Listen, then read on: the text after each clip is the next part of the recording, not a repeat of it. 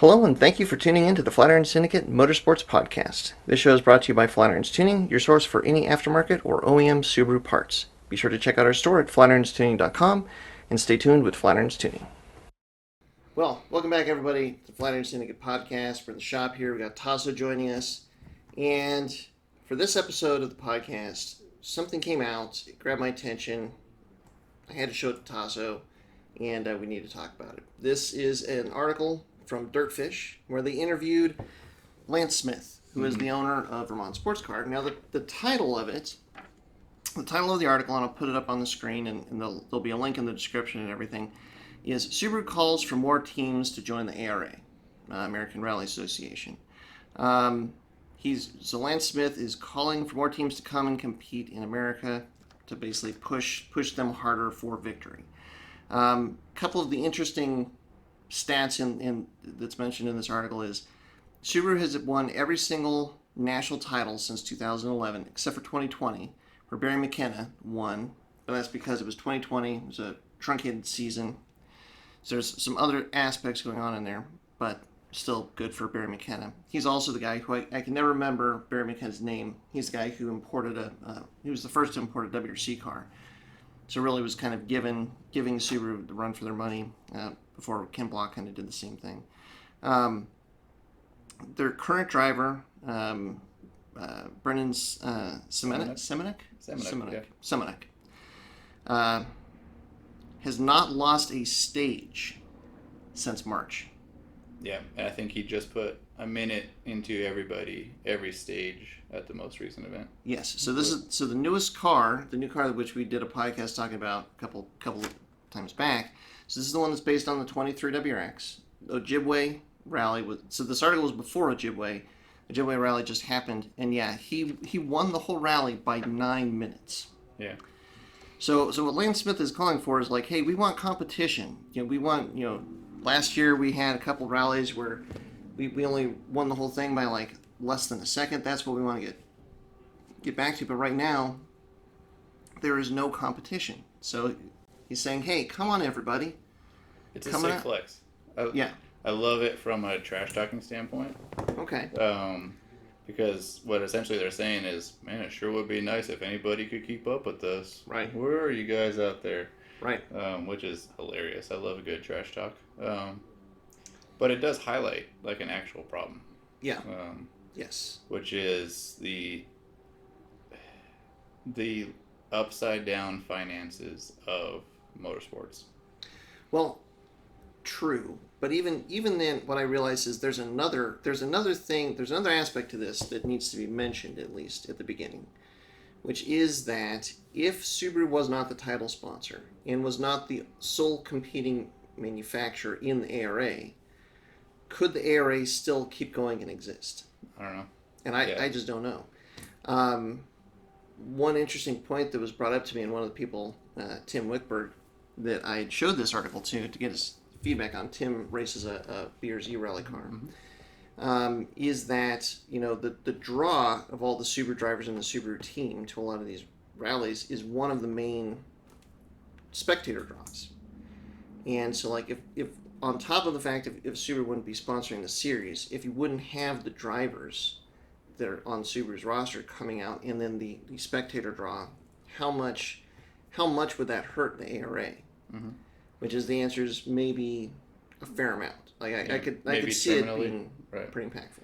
Yeah, this is a thing in bits. We've talked about this before across the last 110 podcasts. Yeah. Or whatever we're at now. But this is what it looks like when all those little challenges of making motorsports happen from a financial standpoint come together, right? Where it is a little bit of a chicken and an egg issue, where if you can get a thing going really good, it gets viewership gets dollars, but it takes money to get a thing going really good to get those viewerships. Now, I mean, where the ARA is right now, I don't want to use the term riding coattails because they're obviously have done a lot of work on their own, but they inherited a semi-functioning rally system and series within the U.S. from Rally America and SEC Pro Rally and all that stuff from back in the day. A lot of the folks are the same folks between these organizations, and almost everybody in ARA leadership raced with previous organizations and stuff. So it's there's nothing that exists right now that hasn't taken a couple decades to get to where it is. True, and it's based on just your comment about the organization. It's also worth mentioning that all of these events, national or regional, are all events that existed wherever they were. And the ARA is basically just a series that strings together these regional events and makes them into a national championship. Right. But the thing is now how dependent are the regional events on the national teams coming in to keep the thing going? Like where we saw this here in Colorado is when Rally Colorado was in Steamboat. It was later in the year. It was after, I think it was one of the third to last or second to last rally in the season, and a lot of the independents, because it was later in the season, they had spent their budget, they broke their car, whatever, they didn't show up, and so Rally Colorado had a very low attendance rate, and it was only the handful of national guys and then some of the local guys that basically kept that rally going, and it got to the point where like it was, I think for 2 or 3 years, it was like right on the cusp of dissolving, and then obviously in the last year, then it couldn't go on any longer. Right, and right now it is almost entire. It is poorly attended now in the grand scheme of rallies. Right. Across the country. Well, then it was a national event, so you had the national teams. One of the challenges of Rally Colorado now is it's just a regional event, so you don't have any of the national teams come in, which at this point there's not that many, but still, I mean, I think Rally Colorado this year was 23 teams, 22. That was the whole entry list. Right. Which is just enough for the event to happen. Right. And I don't know the details of their finances. It may not even be enough. Right. It may have gone into debt a bit just to exist. Sure. But that's the story kind of across the board, with all these rallies. They all are a passion project for somebody. It is not really a business for anybody. Right. And it's the same thing for the teams too. Yeah. It is sort of a business for Vermont Sports Car as Subaru Motorsports USA. They've created themselves a business around what they're doing as a passion, but it takes an enormous investment from them every year in terms of creating media and hiring drivers. And right now their whole driver corps is all folks who are famous in other events, other sports, and then just came over to rally and they kind of guest seat. Turns out they're pretty good, right? But Brandon Semenuk is probably one of the best freeride mountain bikers of all time. Red Bull sponsored over there. Yeah.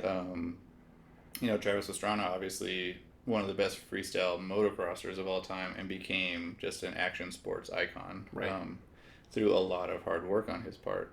But all these folks, Ken Block was a businessman first and a car racer second ultimately. I mean, I think probably his passion showed more for the car racing side of stuff, but his team existed because of DC Shoes and Ken's hardcore business mindset, or his ability to create revenue, and then Hoonigan. I mean, so once he moved into the automotive space, I mean, he basically, I don't think he was reliant on DC for very long. I think once Hoonigan was established and off and running, I mean, it became its own thing. Right. But his business background though allowed all this stuff to happen. And so it's for none of these people, car racing is like their corporate ladder, their career path, nothing like that, right? To some extent, some of the mechanics and stuff, they want to be rally car mechanics. They go be a rally car mechanic for Vermont Sports Car for a while, and that's their job. They do it, they love it, and either they stick with it or they go find something else to do. Yeah. But from the competitor, like the driver standpoint, team standpoint, stuff like that, it's weird that Vermont Sports Car can exist financially. I think. They've kind of created this vacuum at the top, and I mean there have been people like Barry McKenna and Ken Block who have had the idea, the wherewithal, and the ability to kind of start to challenge them. And that's I think in this article that's kind of what Lance Smith is alluding to is like when they had a couple of these guys, they were really pushing them more. They there was at least some competition there, and then they had 3 cars that they're running. Whereas like right now, Brendan Simonek is the only guy that's running currently. Yeah. I think next year they're going to have more. I think Travis is coming back, and yeah, but this is going to sound super cynical, and it is, but the undertone for me of this article is why aren't more rich people spending their money on rally? Yeah. So. It's to me this is like why can't they just have RC2 cars? Just you get an RC2 car, you get an RC2 car. Come race with us. Right. Come challenge us. Now he does bring up points about how because everything we talked about so far is within this country. Yeah. There is rallying across the world as a business. Right. And manufacturers are in it and doing it for profit.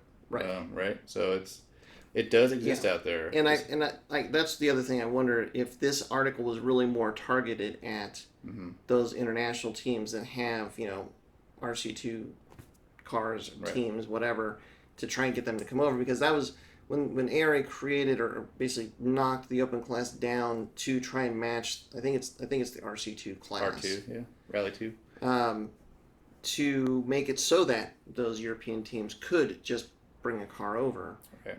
But then that hasn't happened. But many of those European teams exist in the R2 category as feeders for Rally 1, which is the WRC cars that we're all familiar with, right? Yeah. And it's the way that most other countries that have a rally program within that country, their top class is just the R2 class. Right. So where that doesn't fit in with the U.S. is we've always had a more open rule set, and we don't have cars here really that are R2 capable. Right. Right. With the 1600cc, the smaller cars, I'm curious to see if somebody's going to build a Yaris or something like that now that we have the Yaris available here. But otherwise, like the VW Polo and stuff like that. Or you mean an actual, like, start with the Yaris? Yaris, yeah. Right. Okay. Because I think it's been homologated now for R2 purposes. Oh, yeah. And so you could make it hasn't been... I'm in danger of putting my foot in my mouth here a little bit. I don't think it has been homologated up to this point for making into the R2 category. At least it hasn't been available here and hasn't been on anyone's radar. Well, more I guess more to the point, the other cars that exist, that there would be like established modification paths and parts support for that would fit into the R2 class. Right. We generally in the U.S. don't have those cars because these are like, think of a Yaris. That is a small car. That's not something that I think they killed off the Yaris here. And I could have sworn isn't there a GR Yaris that's just been released or something? No, the GR Corolla is here. No, I don't know. But it's not the Yaris. The Yaris is over in Europe, but they didn't bring over the GR Yaris here because they figured nobody would buy it because it's too small, and so that's where the Corolla is the 4-door. The WRX is a land yacht compared to the current crop of rally cars at the top end of the sport, right? It's amazing to look at the two. Look at Vermont Sports Cars car next to, if you have an opportunity to compare the two, like next to, like any current Rally 1 car, and it's incredible the size difference. Yeah, it looks like it ate two. It looks like it towed the other car there to the event or something like that, right? Which to an extent for U.S. Rally isn't the end of the world, because we have faster, straighter stages than other countries, I'm told. I haven't actually raced all that much here or any in Europe and stuff like that, right? But generally tighter and twistier versus our really smooth trophy truck stages that we have kind of around here. So well, to me, what it ultimately comes down to, maybe this is just trying to entice other teams to come out. That was the hope. It hasn't happened. And then there's still, I think, a question kind of to what you were just talking about, Tasso, with, before with the open class cars, like an R2 car versus the prior year, like last year's open class car, Wouldn't stand a chance. it would have been there would have been a reasonable disparity there. And I don't think right now even I'd be curious to see, and I have very little data to back this up, or none really. But I'd be curious to see an R2 car against the current Vermont sports car. I would guess that the Vermont sports car would still smoke it pretty good. It's certainly possible. Yeah. I mean, it's definitely going to come down to the driver also, and just Sure. like, okay, how do those drivers stack up? I mean, that's kind of one of the ultimate questions. And like one of the other thoughts that I had when I read this is like, well, I mean, I know that you're based here in the U.S. You're wanting people to come over from Europe, but maybe what Subaru needs to do is you need to go the other way. You need to actually you which need can't to happen, take your though, car right? and run over in Rules Europe. wise, can't happen. There's no class that fits Right. that Subaru Right, over right, there, right? Yeah. So yeah, thanks for your interest. You're welcome to build a 1.6 liter homologated chassis. Right. You know, Subaru. Which And it- Subaru's which it like, isn't. nah, we're gonna make it EV. Thanks. Yeah, I think it's still I think they're still running the 2 liter, but it might actually be a 2 point. Was it the 2.5 liter In the Vermont sports car. in the current? I'm pretty sure car. it's a 2 liter based on the old WRC program. Well, it was, but I've seen rumors that what is now in this car is the billet block that was in the Air Slayer and the Family Huckster. Wow. So, in who that knows? case, that's even further off the deep end from what Right. it would ever be. Right. Um, But so that's the other part of the problem is Mhm. that I think that, you know, what you're saying about bringing competition, wanting to have that competition, I mean that makes total sense. I mean you know, so like in Ojibwe, kind of like we said, Brandon Simonek ran away with the rally. I mean, he basically, you could have had him run 2 stages again, mhm. and nobody else would have had to run those, and added that time, and he still probably would have won the rally. Right. Because he won by 9 minutes. I mean, it's Because just, they're bringing bazookas to knife fights. right. So that's the other problem is there's nobody else that has the budget that Vermont Sports Car and Subaru have. For a while, when they were fielding multiple cars, like not only do you have the budget, but now you have multiple cars that are all stacked up at the front. Mm-hmm. I mean, it's one of these things where like most Why everybody bother? else in the U.S., it's like don't build an open car. Yeah. Like No, it's shoot for limited at most. the reason I won't compete in that class. Because I just don't care to. Even if it would take a while for me to make the transition over to it, but I would not, if I made the decision right now to go race rally again, I would not aim for the open class. Oh yeah. No, I Um, mean it's because no you're reason literally to, yeah. your best hope is to finish behind the open class guys, or like Mhm. maybe one of the open class Subaru drivers has a mechanical issue or something like that and DNFs, and then you're basically your only hope is a DNF to move up the ladder Yeah. to take any kind of a fight to them. Yeah. So why bother? And I don't think that's why any other manufacturer will come over either. Right. Because Right. why bother? Why come to your sideshow, and lose to your trick pony? Right. And that's the part of it I think that Subaru has lost. I think they are missing the fact that well you've created this small pond that you are this gigantic fish in, Mhm. and that's why nobody else wants to come in and compete. Mhm. So the answer is don't let them compete in the class. Well, Make that, the top class in the U.S. Thought about this. Yeah. Make the top class in the U.S. the R2 class, and then Okay. have an exhibition class and where it's for the run what you Supers. run. Make Yeah. your cool car, so Vermont sports car. Make something that's relevant to Yeah. the market in the United States. Go out there, have fun, time the class too, right? Sure, Mhm. it doesn't matter, right? Make it the exhibition class. They're out there, they do their own thing. Let the Ferrari run without a restrictor. Let the V8 Souls or V8 Sonic, Yep. have fun again.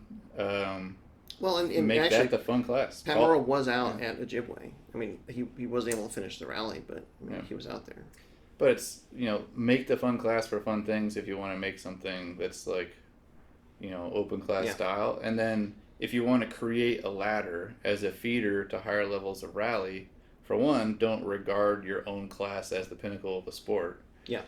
We just have, the reason most countries' national championships that compete in rally is R2 is because then it's a natural feeder in if these drivers want to then, move it to higher levels of competition. Yeah. As it is, we just created a spike over here off the map on a different peak. Yeah. And then here's this ladder going up to whatever, Yeah. and we're like, yeah, we're sick. We're the highest of our things. Like, yeah, okay. Right. Sick, man. Yeah.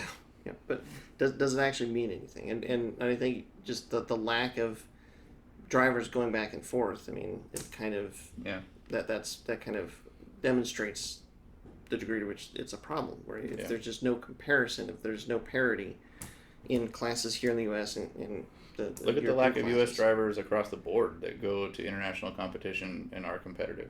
Yeah, we have our own little niche here of stuff. I don't think there's any other sport that races Baja or any other country that races Baja better than the U.S. does or Mexico, because that's where the teams are, and they've adapted to their selection pressures in their unit there, and it's like, well, we're really good at this style of desert racing, but even those guys go to Dakar and have trouble.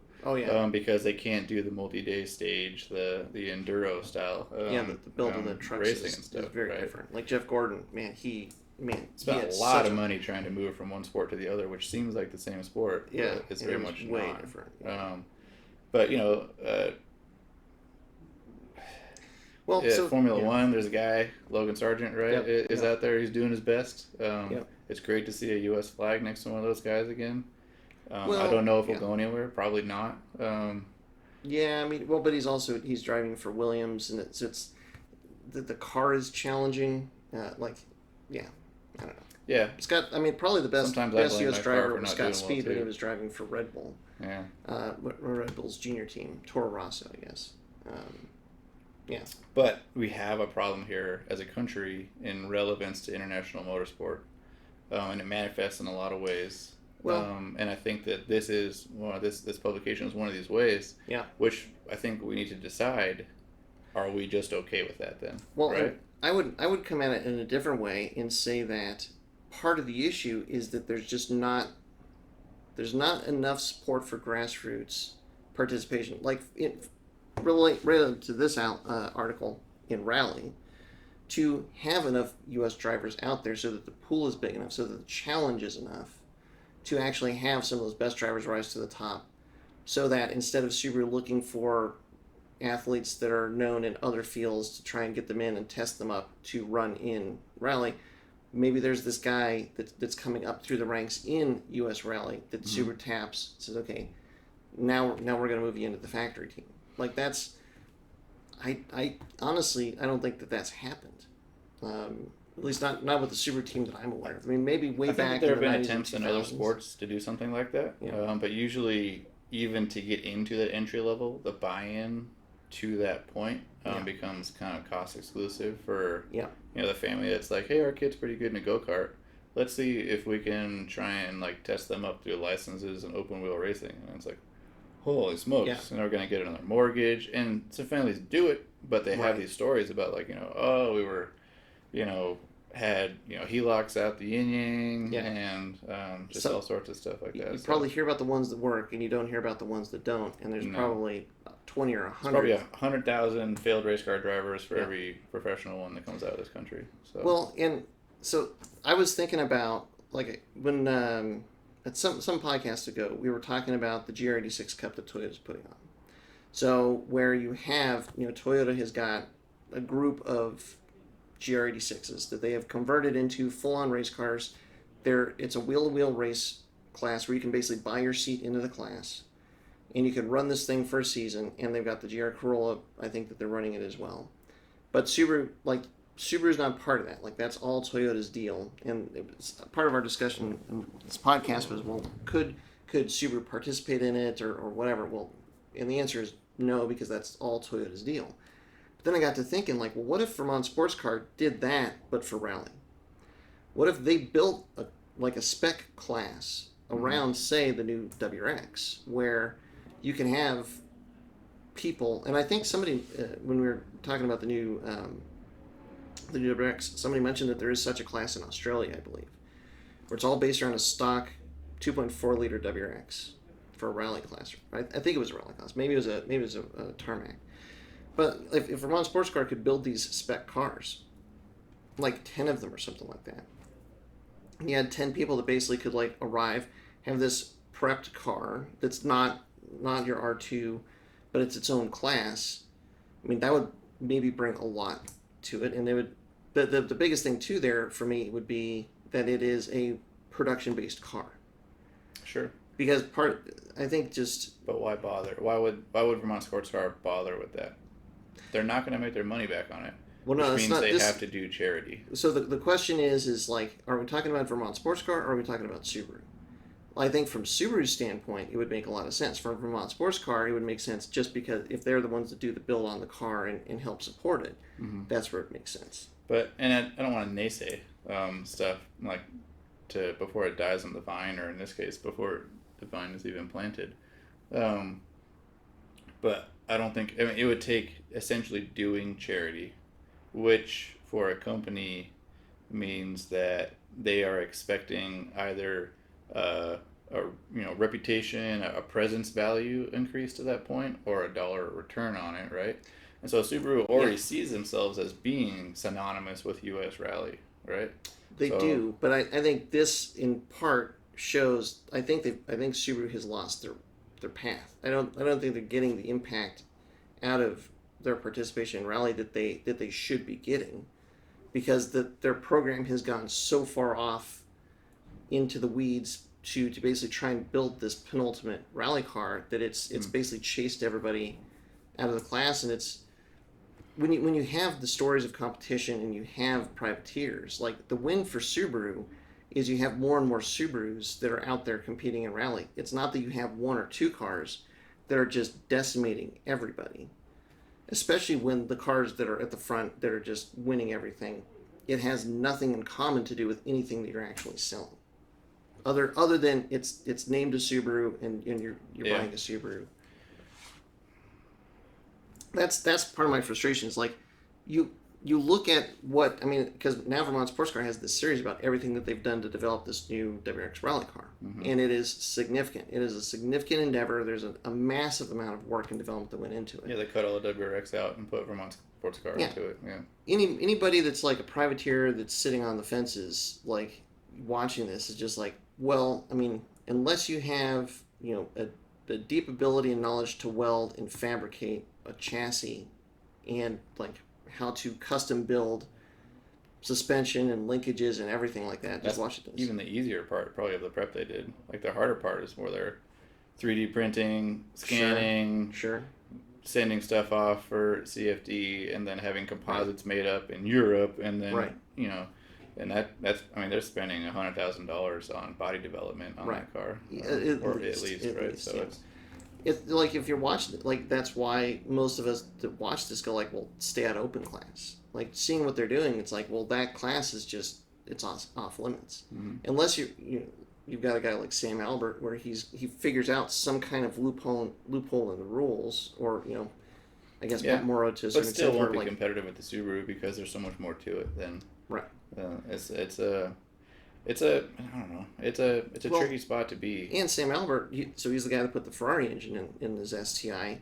If he had like a fraction of the budget that Subaru has, like now he's starting to break things because of the power and the weird dynamics and all that jazz. If he had, a couple $100,000, like the things that he has broken would not be an issue. Yeah. But he doesn't, because most of the guys that are out there running rally don't. Self-funded. Right. Well, I mean, yeah. Other than Vermont Sports Car, pretty much everybody is self-funded. It's coming straight out of their pocket, and maybe they find ways to hide that cost in LLCs or a couple sponsor bucks here and there or something like that, right? There are people that are out there doing it and making it work, but it's not the same. Like unless you have your Ken Blocks, or I don't know. I'd say even Ken Block probably is largely out of pocket for what he was doing.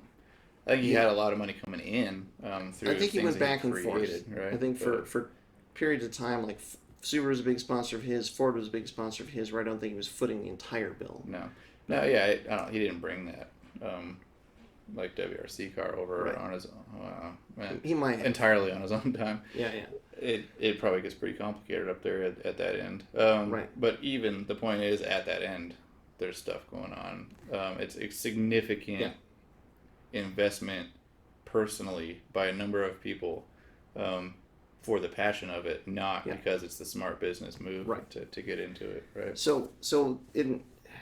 I want to go way back. When I first started helping out with the rally car for our team, that was back in 2006, 6, 7, 8, 9. One of the biggest differences back then compared to now is that, one, there was Subaru contingency money. If you had a Subaru and you podiumed, I think Subaru was paying out, I believe, down to 5th place.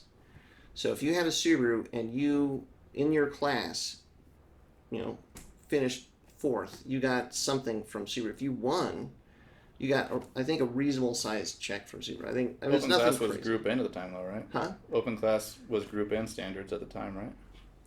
It was more open than Group N. But it was just a little bit more. But yeah, it was close. It was closer to production cars. But Group N is even tighter than R2, right? Yeah. It's a tight. Here's the other big thing was that Vermont Sports Car was out there. They were supporting Travis and Ken Block, but they had a parts truck, and because most of us were all running GD cars, that parts truck that was open for everybody. Now you had to buy stuff, but they had it was basically like a rolling parts department.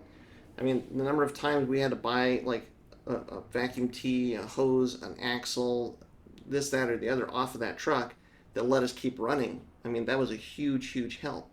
So you had this contingency money to the competitors, and you had this part support that was there for their teams, but also for all the privateers that were running. Well, and I mean, the big part of that having a parts truck there is that those same parts fit their cars too. Yep. Right. Right. Like, it wouldn't make any sense for a Vermont sports car to stop by a dealership and bring a bunch of parts for other people's cars out. Right. And their parts for their car don't fit anything on a normal right. car, right? So exactly.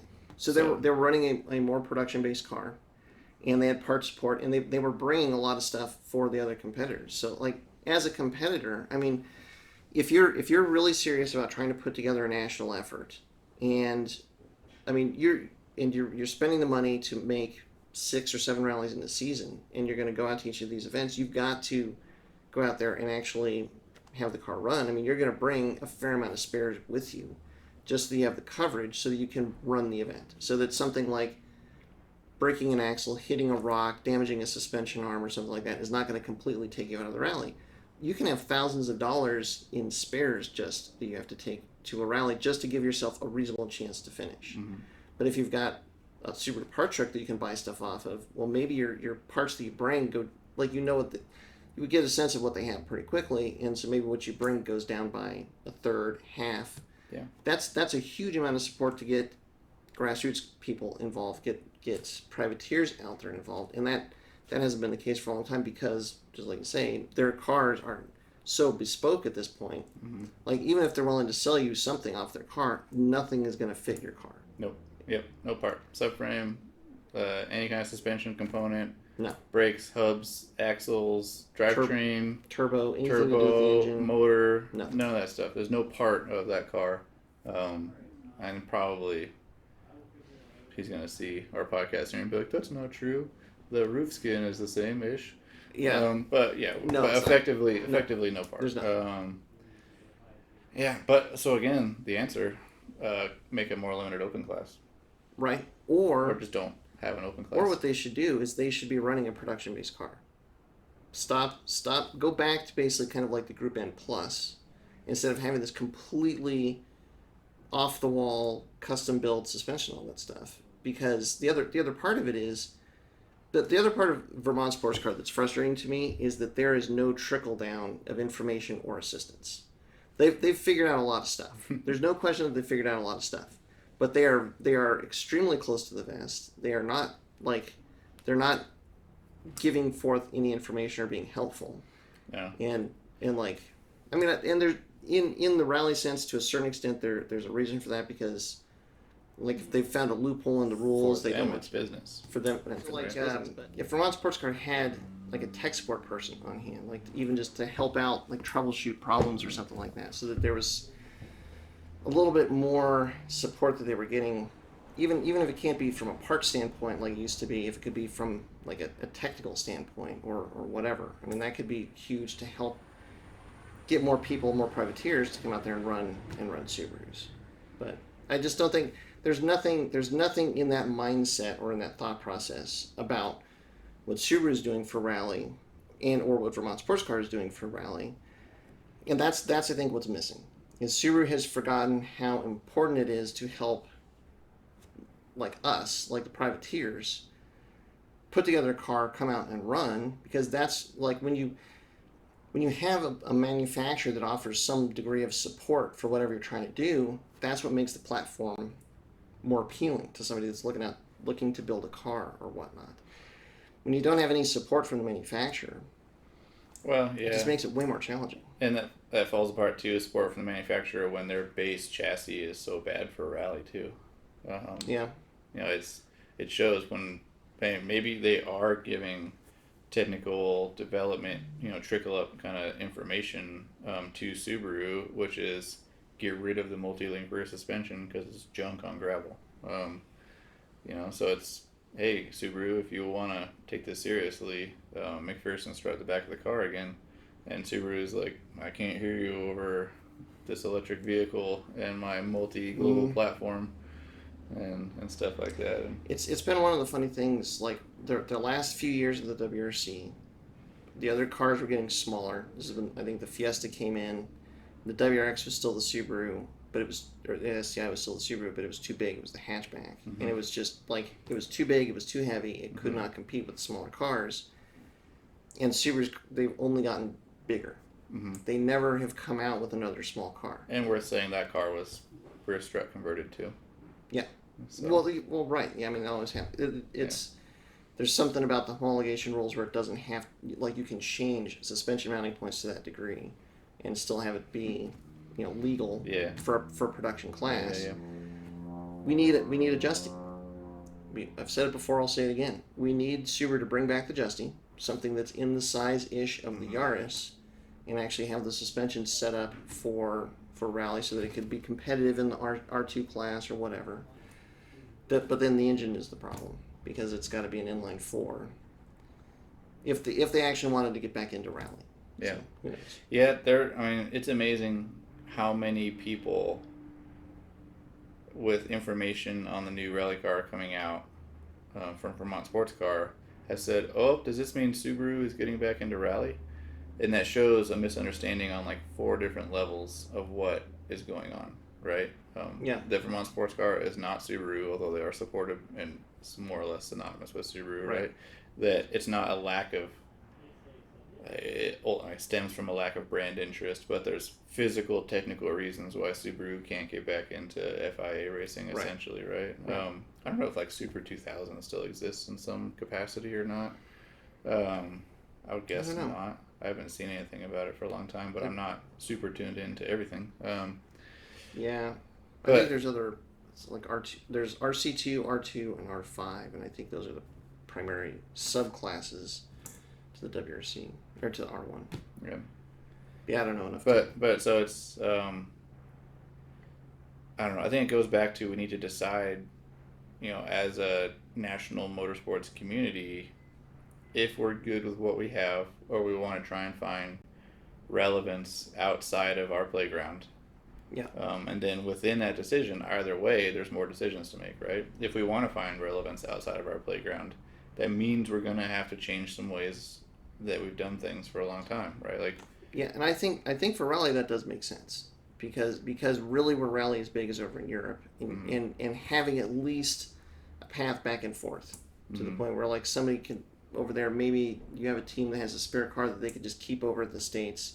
They have a driver that he has 1 or 2 favorite rallies, and he could run those 2 rallies over here, and then it's the same car, same team, like that. There's familiarity, so then it translates back to everything that they're doing in Europe. Or if you have European drivers come over, like, I mean, Oliver Solberg was over here for a minute. There've been some people that have come over from Europe and run. I mean, David Higgins basically ran the table for a while. For Subaru. Yeah. Yeah. I mean, I can see it happening. It's just the question is, will it? And to me, I mean, it's all great to see Subaru at the top and doing what they're doing, but once you become a competitor, or if you're trying to compete in the class, to me, what it ultimately comes back down to is that Subaru has to be there to support the privateers, the guys that want to actually take one of their cars from the showroom floor or from the used market and turn it into a race car and bring it out there and compete. Well, I think they would if there was competition too, And that's they not had a even chance to compete. from that. Not even competition at the race, but competition in the market, Yeah. right? Like it's who else even makes a sporty 4-wheel drive turbo car anymore, Yeah. right? So you just have what some Audis, some Volkswagens. And Ford was in there for a minute. Ford's got the Focus Fiesta. RS. Yeah. So Well, and man, with all the cars, with the direction the manufacturer's going now, that's a real challenge because Yeah. like, is anybody even gonna put development dollars into anything with a combustion engine or with anything where they have to start over from a clean slate? Which is the two German cars have their own markets just with the German car enthusiast community, right? Right. All the Volkswagen Auto Group kind of stuff. It's a weird parallel scene to Subaru that doesn't seem to conflict too much because either Right. you're one of those or you're one of those, right? Not a lot of overlap. That's I true. think the Focus RS probably put a hit on Subaru's business in this country. A little bit. A little. They're kind of different to some extent in terms of their road going, like adaptability to rally stuff or the culture Yeah. behind them. But we also did see more competition and more involvement from manufacturers when the Focus RS came onto the scene. Probably driven by Ken Block to start, right, with his Gymkhana Fiesta stuff. And then like the RSRX kind of stuff too. That was I don't know all the details, and correct me in the comments, of course, but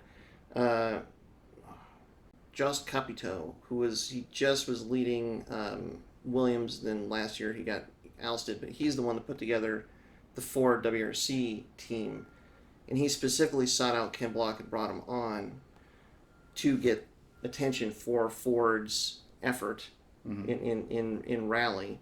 And part of the deal was getting Ken Block on. That's why he went over and ran WRC for a couple of years. That was part of the deal to get Ken to switch from Subaru. There was an interview, I think, with him and Chris Harris where they talk about this in some detail, where it's like there was actually, like, it was very purposefully done. It was a marketing, like it was all very orchestrated, getting Ken Block on board and Ford and everything like that. I think from the layperson's perspective, it was effective, right? I considered the Focus RS a competitor to the STI in terms of what kind of car should I get if I want a sporty, four-ish door. Yeah, but now what kind of competition is there? Whatever, right? Without having, I guess right now it's the GR Corolla. Yeah, which is a totally different thing. I don't think it's a competitor. Well, and honestly, market. Subaru's not a competitor now because they got rid of the STI. Right. And so then there's another thing of like not having an STI in the market. Right. So if we want Subaru to support grassroots, there needs to be a reason for Subaru to support grassroots rally competitors. And one, they don't have a fish in the game, and two, no one else does either. Right. So why bother? Vermont Sports Car says, well, wait, we do a good job. They're like, all right, here, have some WRXs. Yeah. Here you go. Are you still winning? Yeah. Sounds good, man. Keep doing it. Yeah. It's cool, but cool. The fact is just that there's zero trickle down, and there's no sharing of information from Vermont Sports Car down. Well, so the thing I want to add though, before this comes out, like it's all just a negative thing. Grassroots rally is alive and well. Yeah. Just not at that level, right? There is a boiling stew of two-wheel drive guys that are just killing it with the vibes. Two-wheel and drive the fun. seems to be where a lot more of the competitors have gone to because I think you can be in the highest two-wheel drive class. You're not up against a factory team. You do not have to have crazy power or a crazy budget because the power is lower, the damage to the car is less. You're not going through engines left, right, and center. Look at the Mudwell Super Champio, right? It's the only rally competition standings that I care about. I don't care how many more points Semenuk has over whoever the next fastest open class car is. But the Super Champio I keep up on because it takes like things like car cost into account when Yeah. determining, who's doing well and stuff. And it's proof that, no matter how weird things get from a business perspective, like degens will still find a way to have fun and carry the soul of the sport, kind of thing, right? Now Yeah. it's and so it's important to delineate that, right? Like this isn't a doomsaying of rally in the United States. It's just it's alive in its little, Right. like in the Matrix when they're all in their underground party having a cave. Sure. Those are the 2-wheel drive Max Stacks teens down Yep. there. Yep. Having their big, cave rave. Right. And then the Matrix is sitting up here with Neo, like, why are you the one? And Subaru's like, I don't know why I'm the one, but I got sunglasses on. That's pretty cool. Rear-wheel drive's awesome. That's why. But so right, yeah, maybe eliminate 4-wheel drive rally in this country. Well, I was just curious, since I'm looking here at Ojibwe, which is, I don't know how really good of a slice this is, but there's still a lot of Subarus that are out there. Like that's also worth mentioning. So like even in the national class, I mean obviously a Subaru won, but of the 13 cars that were entered in national, let's see, 1, 2, 3, 4, 5. There were 5 of the 13. What years were Subarus? 2015, 2002, 95, and a 95. Yeah. And then so GCs, GDs, which are the last sports cars that Subaru made. Correct. And then probably some guys that tried to get in on that Subaru deal when they did have some support. Because there was first, what is it? I don't remember what it was. First 5 Subarus to enter in national class got a stipend or something like that from Subaru for some time if you had in 2015? 15 or newer car. I don't remember the details because I never had a car that was that new. But they were trying to get more modern Subarus into rally, and so that there was a stipend. And the other thing, the other part of this though is the Ojibwe field was not that deep. I think total cars was maybe just over 40 total. And like with Rally Colorado and Steamboat, like when they were getting to the point where it was just 30 cars that were entering, that's where that event started to teeter. Like on will be able to come back next year. But then you go over to some of the bigger events, like on the East Coast or on the West Coast, like Washington or Oregon. I don't know, some of the I mean, it's not unusual to have 80 to 100 cars entered. Right. What was the class breakdown for those Subarus too? Because I'm guessing only a couple in open, but a lot of limited. I'm guessing, right? Oh yeah. So there were only 2 open 4-wheel drive cars, and that was Simonek. I'm sorry, 3. So Pat Morrow was 1, Simonek was 1, and then Cameron Seeley, who's he's actually got a cool car right now too. Yes, Audi A1. Yeah. So, but that's it. Everybody else was in limited. So, which is where you should be if you don't want to lose to Vermont Sports Car. Yeah. So it's like looking at where people are going. I mean, I guess so. There are people out there running Subarus, but it always is bugged me that Vermont Sports Car and the Subaru teams, like there's no help there. There's no information coming out. So all of us privateers, we have to figure out stuff. Yeah. So I'll say as a competitor or a potential competitor and previous competitor, I don't care so much about technical support at the race. It's just the cost even of getting out there, right? And the cost of repairing the car after an event like Rally Colorado, which is extremely rough. And so you're having to plan to do things like wheels, tires, brakes, suspension, motor after Rally Colorado anyways, just because of how rough it is. Let me ask you this. What do you think, if you were going to run Rally, like let's say Rally Colorado is next month, you've got the car's built, you're going to run Rally Colorado. What do you think your budget would have to be to run Rally Colorado? At least a few $1,000s. At least. I want to say like when we were running... To do a pretty budget, a few $1,000s. Yeah. When we were running a national series, which has been a long time, but I want to say that it broke down to about $10,000 an event. Yeah. Give or take. Because, I mean, that's and that was with significant support, right, too, right? Like it's... Decent. When I did Rally Colorado a couple times, my budget was a couple thousand because that was... Well, I borrowed my parents' truck because it was reliable enough to make the 5-hour drive with a trailer behind it. Right. Let's see. We did get a hotel, so we didn't camp. I guess we could have saved some money there. But hotels are pretty cheap in Rangeley. Lots of fuel and logistics to get out Tires. there. Tires is big. I mean, just tires. You could spend if you really wanted to have fresh tires for a 2-day rally. I mean, you could spend $3,000 to $4,000 easily just on tires. And not even have enough for that, right? You know, so if you're looking at Pirellis at $1,300 for a set, $1,400 for a set right now. And that's a set of, well, they're about $375 a tire, give or take. It's been a year since the last time. It's like $350, $375 a tire, and a set really is 5 or 6. It's not 4. Yeah, so you're even above that, right? So it's, and so right, if you wanted to really be competitive, probably your driving isn't good enough. But if you want to eliminate tires from that equation and put a fresh set on at each service, at a minimum, that's 4 sets. Even just a day, like have a fresh set of tires to start each day. Like, not counting an event like Colorado will probably give you 1 or 2 flats. Yeah. I mean, that could be $5,000 if you have 2 sets of 6 tires. Yeah. So you have basically 4 tires on the car and two new spares. Right. For each day. That's you gotta take time off work.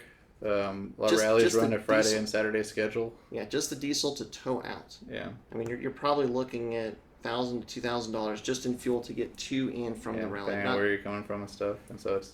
The long and the short of it is, like, to make a national event, I mean, it's thousands of dollars. So I mean, when Subaru was giving away the contingencies, I think if you won your class, the top payout was I think $2,000.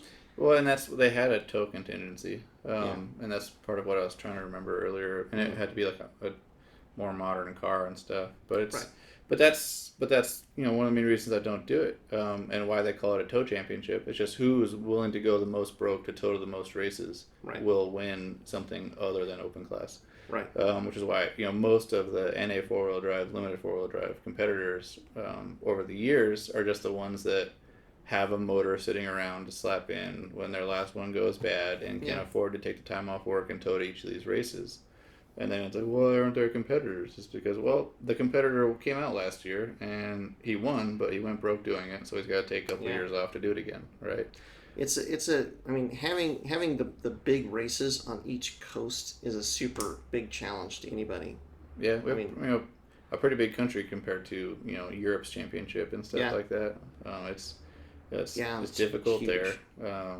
I remember talking to one of the guys at Roger Clark, and he said, because Roger Clark is right in the middle of the UK, and all the tracks that they go to, they're all no further out than 3 hours. Mm-hmm. And it was something in the conversation where we had towed the car out to Circuit of the Americas for Superlap. Oh, yeah. And it was like, well, how long did that take? 17 hours. It was just like, what? Yeah, right there. You drove for how long? South of France at that point, or further even. But I think probably further, yeah. But so it's where we can, not we, but where a place that if we were looking for international relevance again, that person that won the tow championship last year, theoretically last year, if it was for a reason, if it was, okay, well, I went broke and ruined my relationship, but I won my tow championship, at least it got me a seat on this development team the next year in an open class, right? Which just doesn't exist right now. Which doesn't exist. So those people right now, they do that. They're like, yeah, I won. I got my champagne spray. Where are the sponsors at? Yeah, I mean, that's really, I mean, the path, I mean, it dead ends at brokenness, the guys that are doing this are the guys that are passionate about it and that are doing it because this is what they want to do. This is not like a means to an end for most of these guys. This is what they want to do. Weirdly, there are motorsports in this country you can do that, but a lot of it's like circle track racing, stuff like that. Which is, love it or hate it, or don't care about it, one or the other, or the third option. But it exists there, but it's because the pinnacle for that sport is in this country too. Yeah. Right? Yeah. So that ladder exists. It doesn't just get cut off at the Atlantic Ocean. Right. And then wonder why there aren't any more rungs on your ocean ladder. Yeah. So it's a tough spot. I'll say, I restrict the class more, and I'm not a fan of restricted classes. But Subaru, why don't you have any competitors? Because you've spent $1 million developing for a class that no one else has $1 million to even show up in. Yeah. So there are competitors. Just go to their classes, right? Yeah. Go race limited 4-wheel drive Vermont Sports Car if you want to find somebody to race against. And see, that's my point. Like if they use the factory car and they didn't mess up the rear suspension to the point where like nobody else but them can modify it the way that they do, Mm-hmm. but then they figure out what suspension works and they work with somebody like Rigers to make that suspension available. Then all of a sudden, like that's the advantage in developing a chassis that other privateers or competitors can get into, Mm-hmm. and then the trickle down of that development is it becomes a feeder for other people to come in and modify these cars and bring competition Or sell to a the kit factory to make team. your car. Or sell a kit to make the car. I mean that was the other idea I had. Is like, okay, well you've done all this crazy stuff to this 23WX to do what it does. Mm-hmm. Sell that as a body in white. Make that available to anybody that wants to buy it at a reasonable price. So that, okay, well you've done it. Yeah. Reasonable price is still going to be $200,000 or $300,000. Well, I know. I think it should be like a fraction of that. But the purpose would be like, sure, all right, you want competition. You've done all of this development to the chassis. Make that chassis available, so that somebody else could like. I mean, obviously they bolted in an EJ engine, so here's the chassis. EJ engine technology. I mean, that's relatively known at this point. It really beyond that point would come down to suspension. But it could potentially get back into the ballpark of what it used to be in that. Like, okay, well now if everybody's got the same chassis, and now they're carrying spares, but you break a suspension component, well now all of a sudden their suspension components are relevant. So then they could have the part support as well. Yeah. So go back to a GD. I think answers all those questions. I don't think they would ever do that. Why not? Well, I don't know. That's a question for Subaru. I think the most competitive, in terms of the depth of the field, competition class in this country, and I'm just coming up with this theory on the spot, so don't kill me too much. All right. Spec Miata. Spec Miata. You look at those races, they're always 40, 60 cars deep, Yeah. all over the country. Yeah. There's hot spots of it, Florida and stuff like that, Yeah. right? And they make it expensive for what it should be, but what they make expensive is still 100 times literally cheaper than Vermont Sports Car with the ARA stuff, right? Yeah. And it feeds, right? It's it feeds to other classes Right. if you want to continue in touring car racing and stuff like that. I mean, Spec Miata, the field is so big that if you prove yourself in Spec Miata, I mean, you can get looks from upper classes because Yeah, you can move into GT racing, touring car racing. I mean, if you figured this out and you're setting yourself apart from some of these people, then you've got to have some of whatever it is. So do GC, GD, Subaru, Spec Subaru class. Mm-hmm. Okay. Yeah. And do a balance of power between the two. GCs have to run ballast. Okay. And bring out some part support for the GC and the GD chassis. Mm-hmm. It'd be like Spec WRX for rally. There is still enough of a supply of chassis out there to make this somewhat viable. Yep. That's the thing where the Miatas are getting in trouble now because they have to run the OEM hardtop. And it's like, I mean, those things are starting to go for $5,000 now just for the hardtop because there's so few of them and it's required by the class. So it's something that, I don't know if they're working on it. It's been a couple of years since I really looked into it, since I sold my Spec Miata project. But, you take... Man, I'm already talking myself out of it now because when you create a spec series like that, what you create are really expensive cheats. Right. That's what kind of Spec Miata is one of the killers. Is like if you have somebody that can build an engine that can like modify this handful of things you can modify, like surface treatments and like just really dynamically balanced stuff, engine, like so that it's a stock engine, but it's like really, really, really optimized, but it costs 10 times what just a factory crate engine would cost, and it makes 3 more horsepower, but that 3 more horsepower is the difference. Yeah, and those guys are buying hubs like wheel bearings by the truckload and going through and spin testing them for the ones that spin the most freely and then running those on the car, right?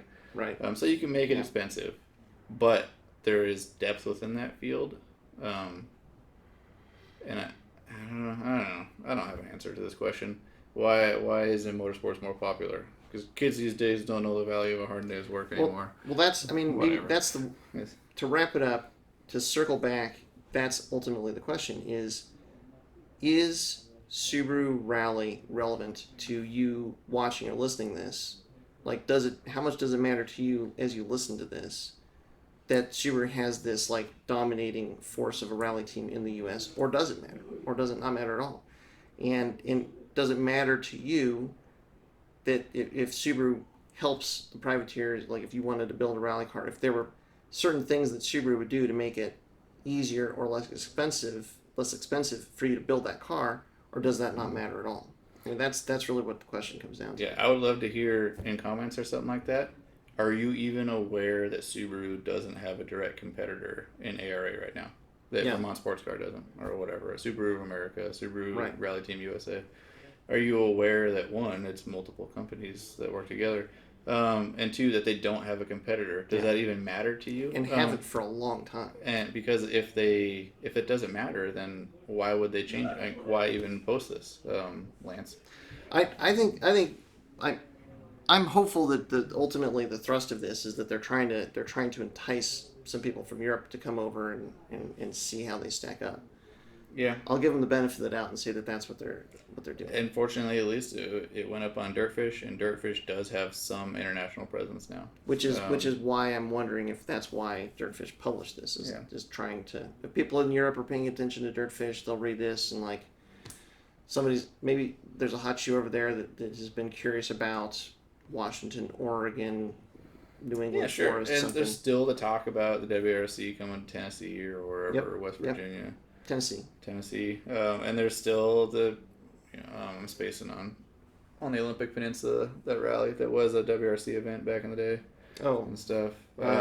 Olympia, Washington, whatever it is. Yeah. Back in the 80s. So it's it's an exhausting topic to talk about sometimes, because so much of this stuff is so much. It brings up whatever PTSD for amateur motorsports competitors, because at the root of the question is, why can't we all just have just a little bit more money? If I only had $10,000 more, I could make a car that could compete. If I only had what that person has, if I only this, if I only that, and it's just that, like, if only YouTube algorithm pushed my videos more, then I would have money to whatever, and you get caught up in an if only loop. And instead of aren't there more competitors, or why aren't I more successful, just go do the thing that you enjoy doing. Either it'll happen or it won't. It probably won't, but that's fine. At least in the meantime, you did the thing you enjoy doing. And again, I mean, I think it still comes back to, does it matter? Like, you watching or listening, does this motorsport matter to you or not? Yeah. Because, I mean, there's a lot of other motorsports where Subarus are starting to kind of have this resurgence, like Time Attack and track days and track racing. Like, is that, I mean, a lot of the people who listen to this, that's where their passion lies. It is not rally, it's actually tarmac. Yeah. And that's another one of these things where, like, I think Subaru has put all of their dollars into rally, and they've created this amazing beast of a rally team, which, does that matter or not? I don't know. But they've completely ignored all of the other forms of motorsports also. And how much are they losing out on getting even more Subaru owners to participate in these other forms of motorsport, because there's just no acknowledgement or support for them. Or also, if you're out there and you're from a country with a different national Subaru team, I'm thinking of, like, down in, like, Oceania, the Asian Pacific four-wheel drive, like AP4 class, and the cross treks down there. Or Canadian, for like a long time, Subaru Canada was running a cross trek as their top level platform and stuff like that. Is there competition there, or wherever your country is? Is there depth and health to that competition? Is that more relevant to you or to the people of your country? Are there other competitors, manufacturers showing up with their platform? What does that competition look like? I mean, I know we've got people in Australia and New Zealand too that listen to the podcast. One person had mentioned, I think from New Zealand, that there was a spec GT80 spec BRZ class. Yeah. And what does that look like? How much interest is there in that? Yeah. Like, yeah, we get kind of tunnel vision in the U.S. and what we're doing, and it's the topic of, this is the U.S. program that said, why aren't there more U.S. competitors? So, because you brought a bazooka to a pool party and then wondered why everyone got out of the pool. Yep. So good for you for being able to afford a bazooka and develop a bazooka. It's not like it's not that it's not like it fell in their lap. Also, I mean, they've done a huge amount of work. They have worked really hard to create a program that can financially do something like that. And full credit to Vermont Sports Car. The degree to which they have come up as a shop that can build a top tier race car is really, really high. Like from where they started. You need to drop the mom and pop underdog talk now, right? I enjoy. I mean, I think America in general, as a country, we have this fascination with the underdog complex, right? Like we all want to be like and other countries do too, right? Like the plucky British person with a stiff upper lip, standing up against the Jerrys or whatever, right? The guy that built his dream race car in his kitchen because it was nice, it was warm, it was well lit, and then when he finally came time to actually do something with it, he cut a big hole in his kitchen. Right. But so we're all fans of I guess across numerous cultures, fans of the underdog. But it's the thing that initially turned me off to the Launch Control series a couple of years ago was I got tired of listening to the overdog sit there and constantly talk about we're just a plucky mom and pop shop from Vermont up here centered against big bad Ford and stuff. It's like, I mean, come on now, right? Man. Like it's. You seem to have a lot of lifts in there. Yeah, your mom and pop shop has more semi trucks than I have plausible tires on my tow vehicles. Right. So that's which is fine. Good for you for getting there. Hats off to you. Share with us how you got to that point. Like I would love to hear success stories too. Like Mercedes F1 for the last one during its dominant years. I want to learn about Red Bull or during its dominant years right now. I want to learn more about Vermont Sports Car. Because there's a lot to dominating, right? It's not just, if I just was rich, then I could do what they're doing. This is where, I wish there was more of a technical flow of information from Vermont Sports Car. So, with this new car, it's dry sumped. Now, I've been of the opinion for a bit now that, dry sump has a lot of advantages, especially in terms of a Subaru. There must be a reason. I'm sure there's a reason why they switched to it. I mean, it's probably the obvious ones, but then there's certain degrees of complications that come along with dry sump in the car. I would really like to know what their solutions to those were, like dealing with the pressure in the tank and all that sort of thing. Mm-hmm. I noticed that they put the tank in the engine bay, and it looks like part of the reason they were able to do it is because they deleted the brake booster. But what does that look like? What does the plumbing look like? There's all sorts of these things where they've obviously done it for a big reason. They've figured it out. It's now making the car, better, more reliable, what have you. But just not even to make the parts available, but to be more transparent about here's why we did this. Here's some of the problems we ran into. Here's some of the solutions that we found. That helps everybody in the Subaru community. Yeah. Whereas them just putting it on there, not really talking about it, not talking about what worked, what didn't, the rationale behind it, or anything like that, it doesn't help anybody. No, but it's their proprietary information, right? It's their intellectual property. And I guess where I feel like there should be more of an openness there is that we are Subaru enthusiasts. We are spending a lot of money with Subaru on the cars, on the parts from Subaru for their cars. Mm-hmm. They're footing the bill for Vermont Sports Car. It's it seems like there's a little bit there where we are paying into this brand, this franchise a bit. We deserve a little bit more transparency, maybe a little bit more information than we're getting. And some of those improvements they're making aren't super expensive too, right? Some of them are. It's expensive to dry sump and to do stuff like that. But a lot of the stuff is stuff that I've been doing on my own, kind of self-developing in terms of chassis development and lightning and stuff like that, right? Placement of coolers. Placement of coolers.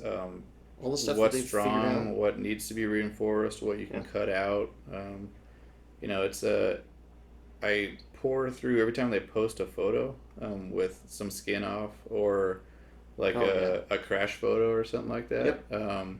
I pour through to look at like, oh man, they really did gut the box section out of that rocker, and like they're skinning their rockers and putting at least on one of the cars, a tube through there. Yeah. So there's obviously something to be gained in terms of chassis stiffness or lightness or centralization of weight.